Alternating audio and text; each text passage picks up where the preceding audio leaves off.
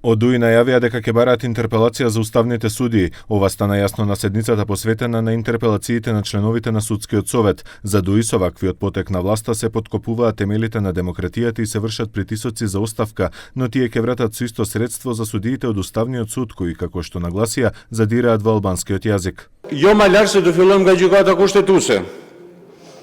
Edhe atë shumë shpejt do parashtrojmë interpelancë për gjykatësit e gjykatës kushtetuese, të cilët këtu I kemi zgjedhur në këtë dhomë. Ata po e prekin atë që është e paprekshme. Ata po e prekin aty ku kërkush zguxon me prek. Ata po e prekin një marrëveshje 25 vjeçare, e cila është e mediatuar prej ndërkombëtarëve dhe është e garantuar nga ndërkombëtarët. Пред пратениците се обрати Весна Дамева од Судскиот совет. Таа рече дека нема да даде оставка и ќе продолжи да ја врши функцијата до крајот на мандатот уште 9 месеци. Дамева обвини за притисоци и закани кои, како што вели, не ја исплашиле, но нападите биле болни за семејството. И на моменти дури се прашував дали мора во политиката да се гази и ни живи луѓе. Дали политичарите ги имат во предвид семејствата на оние лица кои им се на одстрел.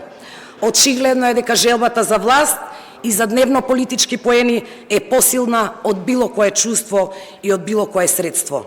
По говорот Дамева се врати на работа во Советот, а од владеачкото мнозинство ја обвинија за политичка поврзаност со опозицијата, како и дека е одговорна за слабата доверба во правосудството. Благодарам, председателе. Мислам дека требаше да реагирате, меѓутоа тоа го одбивам и на куртоазноста која што имате за политички одговор кој што го одржа председателката на Судскиот совет, сакајќи да се промовира како жртва во собранието. Човекот кој што е правичен, кој што верува во вистината, кој што е убеден човекот, мислам, таа е убедена сигурно дека е во право, ќе се соочи со вистината, ќе не погледне во очи и ќе се спротистави. Меѓутоа да искаже некои зборови тука и да побегне, тоа значи дека навистина е виновна. Според социјалдемократите се врши упад во судската власт, а интерпелацијата е неуставна. На членовите на Судскиот совет одговорност може да утврдува само Судскиот совет. Бидејќи тоа е уставна категорија, представува самостојно и независно тело во судството.